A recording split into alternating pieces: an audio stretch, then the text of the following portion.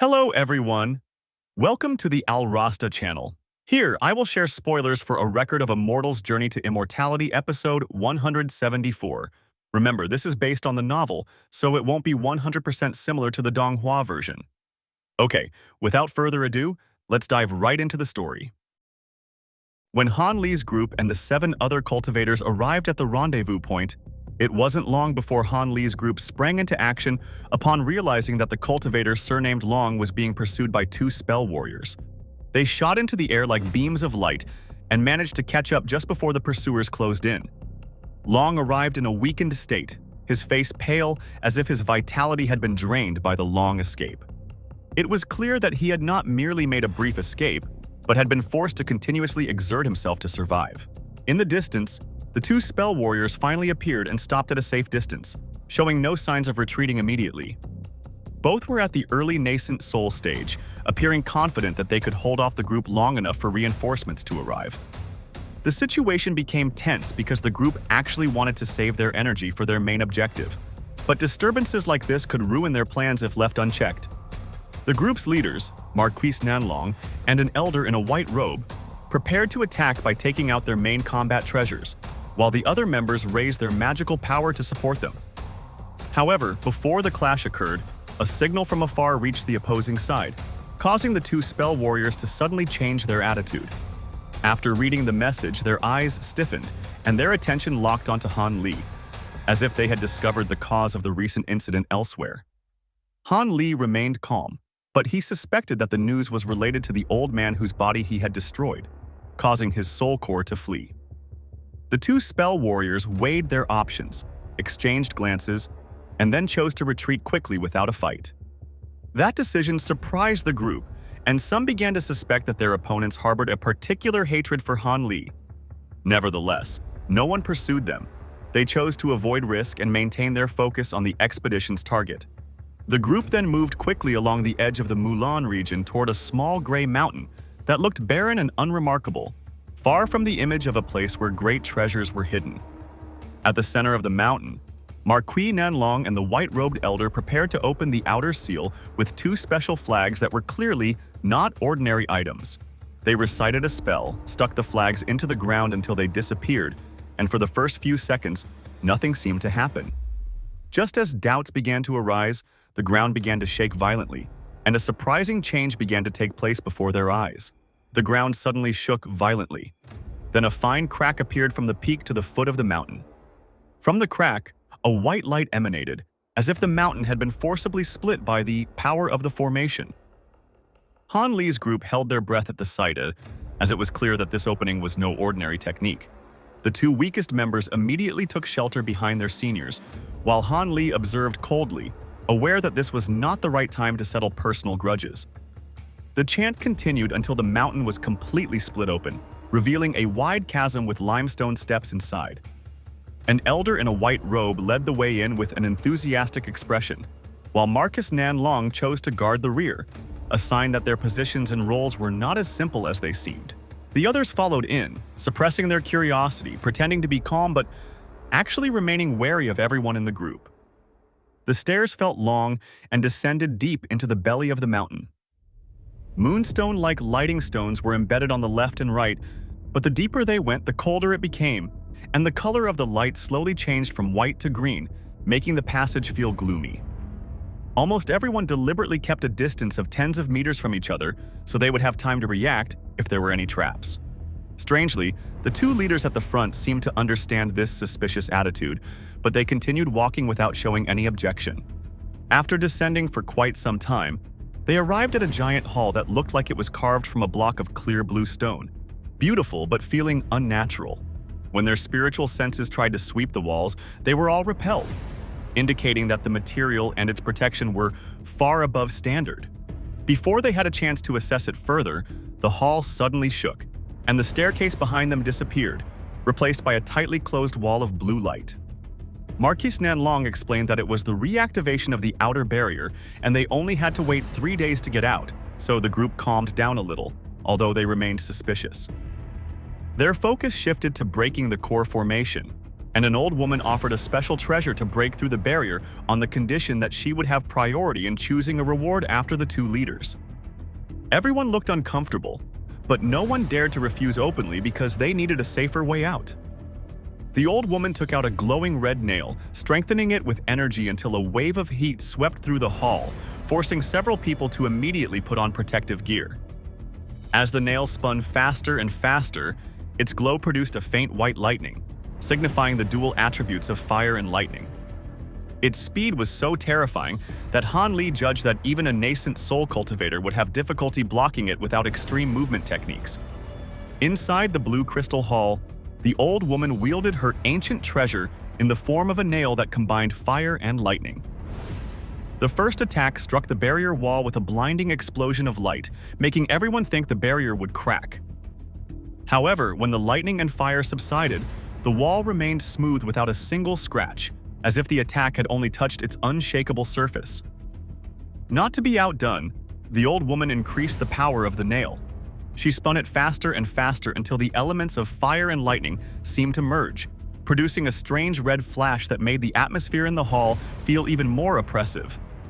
The second attack was far more dangerous because it did not explode outside but penetrated like a drill, forcing its way into the crystal wall slowly but surely, making some people begin to hope that the legendary barrier would finally collapse. That hope was short-lived. The wall, which had been silent, suddenly reacted, emitting a blue light and then releasing hot white threads that wrapped around the spikes from all directions.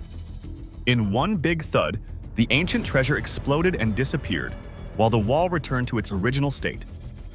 The old woman was pale with anger and heartache because her treasure was destroyed just like that, while the rest of the group was transfixed, realizing that this formation was not only strong but also punished anyone who forced their way in. After that, many people's courage collapsed. The cultivators who had previously intended to try became reluctant because the risk was clear. Not only failure, but also the loss of their main treasure. Even the formation expert on their side chose to remain silent, considering that the level of this barrier was beyond his knowledge. In the midst of this deadlock, Han Li stepped forward and offered himself, surprising almost everyone who thought he would not take the risk. Han Li did not attack immediately. He first examined the wall in a way that seemed strange to those watching. He tried a thin sweep of energy, then pressed his palm against it as if feeling the flow of the formation from within. After a long observation with eyes that emitted a faint blue light, he finally took a set of multicolored formation flags from his pocket.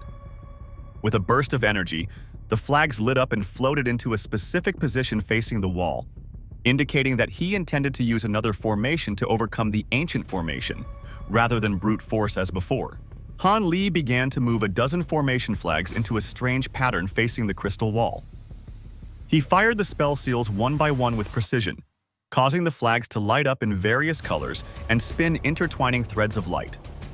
Some members who understood formations felt that the pattern was familiar but couldn't remember where they had seen it before, so they quietly tried to guess its secret.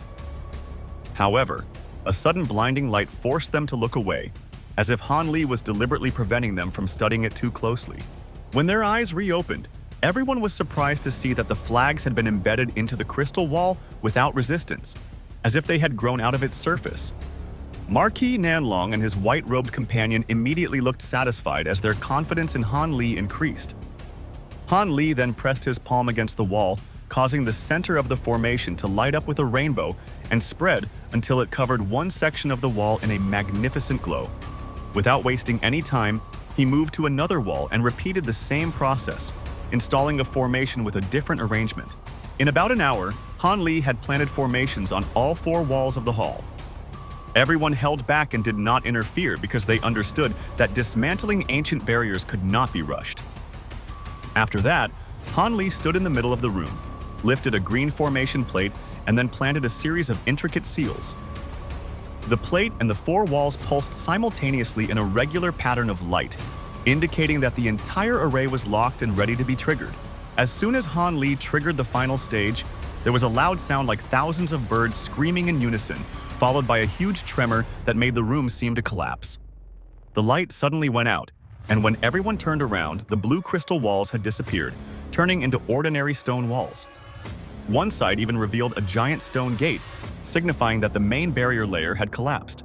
The group was relieved, and the two leaders confirmed that Han Li would have priority in choosing treasures after they made their first selections. They opened the gate and entered a much larger room, with an elegant pavilion of transparent white jade standing in the center like a sacred building. In front of it was a black altar table with a glittering scroll, while the rest of the room was empty with no other doors, as if all the treasures were truly centered in the pavilion. The scroll was carefully opened to reveal a portrait of Master Chang Kun, who was believed to be the owner of the place. As the pavilion's gate was pushed open, a dazzling light greeted them, and after their vision recovered, they saw 3 slender black wooden shelves on the first floor filled with glittering objects, making everyone excited. But they still restrained themselves from being careless, aware that a place like this usually still held risks. The shelves on the first floor displayed loot, arranged in such a way that it was difficult for anyone to resist the temptation. The first row was filled with dozens of ancient treasures and magical artifacts that emitted a sharp glow. The second row contained rare materials in various forms, and the third row contained only a few small bottles that clearly contained pills. Although their eyes assessed quickly, no one dared to touch anything carelessly, because one careless movement could trigger suspicion or a trap in a place that was not yet fully understood. As Marcus Nanlong began to examine and categorize the value of each item so that the distribution would be fair, Han Li noticed details that others had overlooked. He saw a meditation mat and a small green plant near the window, items that seemed insignificant but often held clues. However, before he could approach the mat, the white-robed elder moved as fast as a shadow and took it first. Han Li chose to examine the plant, assessing it as a rare herb commonly used for yin attribute pills. But at such an old age, it had lost its main benefits and was no longer attractive to pragmatic treasure hunters. Amidst the tension of the treasure hunt, Yan Ruyan approached Han Li and tried to strike up a conversation with a subtle attitude, as if she wanted to ease the old hostility. Han Li responded with complete caution, knowing that the woman's connection to his enemies could turn into a dangerous social trap. When the call for the division of the treasure was heard, Han Li broke off the interaction and returned to the group, while Yan Ruyan followed with an unreadable expression. Wang Chan caught the exchange but chose to remain silent, indicating that the intrigue between them was more complicated than mere jealousy. The distribution began with rules established so that no one would feel aggrieved. The treasures were divided into several categories, with ancient treasures considered the most tempting because they could be used without a long alignment process, while magical treasures remained highly valuable even though they needed time to be purified. Han Li and the leaders chose to hold off on their priority rights for the next floor, and the group agreed on an exchange mechanism. Whoever took the ancient treasures had to give up the opportunity to take the magical treasures afterwards. This decision made the distribution go quickly and with minimal open debate, even though everyone was clearly calculating the pros and cons in their heads. Han Li ended up carrying a bamboo tube whose function he did not yet understand, plus a package of materials and pills. After the first floor was swept again without any secret discoveries, they went up to the second floor and were immediately greeted by the scent of incense, a small altar, and a statue of a one-horned demon with 6 arms that looked lifelike. The sight was surprising because the owner of the cave actually worshipped an evil figure. And for Han Li, it was even more disturbing because the statue was very similar to the figure he had seen in connection with his mysterious artifact. The second floor looked like Master Chang Kun's bedroom, complete with a writing desk, a cold jade bed, and 3 conspicuous jade boxes.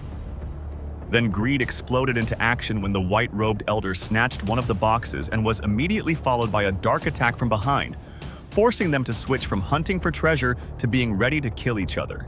On the second floor, the tension turned into open confrontation when Wang Tiangu suddenly attacked from behind, then covered it up as a test of attitude regarding the right of priority in choosing treasures.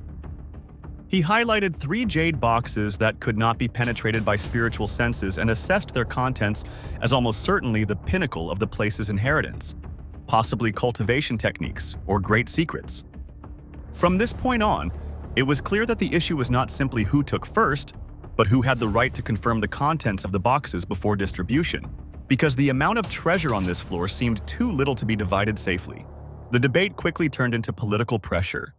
The old woman sided with Wang Tiangu and offered a compromise, The two leaders could choose first, but they could not test the contents of the jade boxes, and if in doubt, they should choose other items such as the rare cold jade bed. Marcus Nanlong responded by releasing his cultivation pressure, causing several people to be pushed back, then challenged anyone who truly stood on Wang Tiangu's side to come forward. The result was terrible. The brown-skinned cultivator and the stern-faced cultivator joined Wang Tiangu's camp, so that two sides were clearly formed, and the balance of numbers was immediately unfavorable to Marquis Nanlong. Marquis Nanlong then realized that this was not a spontaneous decision, but an alliance that had been prepared since the beginning of the journey. Wang Tiangu admitted that they had discussed emergency scenarios and escape plans before entering the Mulan region, and now they had chosen to reinforce the rules on the spot and were even prepared to fight if necessary. Amidst the tension, Han Li became the deciding factor as he stood between the two camps, and both sides understood that his choice could tip the odds of victory or defeat. Han Li chose not to bind himself to anyone and kept his distance because he sensed that something was wrong with the calmness of Wang Tiangu's camp. The expressions of the people there were too prepared, as if they were holding unopened cards, while Yan Ruyan herself looked confused, a sign that even she did not fully know her group's grand plan. Han Li's neutral stance did not surprise Marquis Nanlong, but it still left room for hope that Han Li would not stab him in the back. The explosion of betrayal came from the most unexpected direction. The white-robed elder, who was supposed to stand with Marquis Nanlong, suddenly attacked Marquis Nanlong with a silver wheel treasure, piercing through his golden protection and hitting his chest, leaving a serious wound, only stopped by his hidden armor. After that, the elder immediately moved to Wang Tiangu's side and acted like an ally, ordering that Marquis Nanlong not be allowed to live. As Marquis Nanlong was wounded and the exit was guarded and the pavilion was closed off, Wang Tiangu tried to negotiate with Han Li to join in finishing off Marquis Nanlong, but Han Li considered the offer to be nothing more than a decoy. He was certain that once Marquis Nanlong fell, it would be his turn to be eliminated. He, Marquis of Nanlong himself, forced the situation to become more precarious by declaring that the only chance of survival was to unite against the traitors before they were eliminated one by one. Marquis Nanlong attempted to stabilize himself with a secret technique, making the wound on his chest appear to heal instantly, but his opponents were not fooled. The traitorous, white-robed elder explained that it was only a temporary suppression and the damage remained, then quickly devised a plan. Marquis Nanlong must be taken down first, while Han Li should simply be restrained so he couldn't cause any trouble. The order set everyone in motion, and the previously hidden intent to kill now appeared openly. Wang Tiangu immediately divided the tasks, assigning the stern-faced cultivator, surnamed Long, to restrain Han Li without killing him himself. To them, Han Li had just ascended to the nascent soul stage and was considered easier to deal with than the more dangerous Marquis Nanlong. Meanwhile, Lady Tai, the old woman, and the brown-skinned cultivator prepared their respective magical tools, and Wang Tiangu himself emitted a thick, dark aura that engulfed his body, signaling that a great battle was just a breath away. However, Marquis Nanlong took a cunning step that surprised everyone. He grabbed 3 jade boxes on the bed and threw one of them at Han Li, forcing the opponent's attention to be divided. On the surface, it appeared to be a gift because Han Li had not participated in the betrayal, but behind it, the Marquis was creating a decoy. Anyone who targeted the contents of the box would be distracted, giving the Marquis the opportunity to find a chance to escape or organize a counterattack. Han Li caught the box and immediately put it away, suppressing his excitement because he knew that it was the object that all parties were after the most. Wang Tiangu remained calm and unflustered. He even sent Wang Chan and Yan Ruyan to help restrain Han Li, confident that once the Marquis fell, the box could be seized at any time. The two sides finally faced each other in an eerie silence, as no one wanted to be the first to attack and receive a reckless attack from the cornered Marquis Nanlong. Amidst the murderous silence, Han Li made the first move, conjuring a black mountain that instantly grew into a giant wall, separating the space and disrupting the siege. The cultivator surnamed Long reacted quickly by activating his jade staff, which summoned a white tiger shadow, then fired a white beam to hit the mountain. Wang Chan and Yan Ruyan also released red mist, each with a disruptive effect, one with a blood-like scent that suppressed the mind, the other with a strange scent that made the mind dizzy. While the opponent's attention was diverted by the mountain and the mist, Han Li took advantage of the opening, appearing at the opponent's side with lightning wings, and parried the blue lightning attack fired at him by spitting out blue ice fire that pierced through the defense, marking the beginning of an unstoppable brutal clash. So what happens to Han Li next? Let's wait and see in the next video, guys. Okay, thank you for watching until the end, and don't forget to support this channel with likes, subscribe, and comments. That's all from me. Bye. 太掉神进了，都小心刑法。这第3点，韩某不才。抽丝剥自身神识透出，非有阴丑才是正邪，方可解开。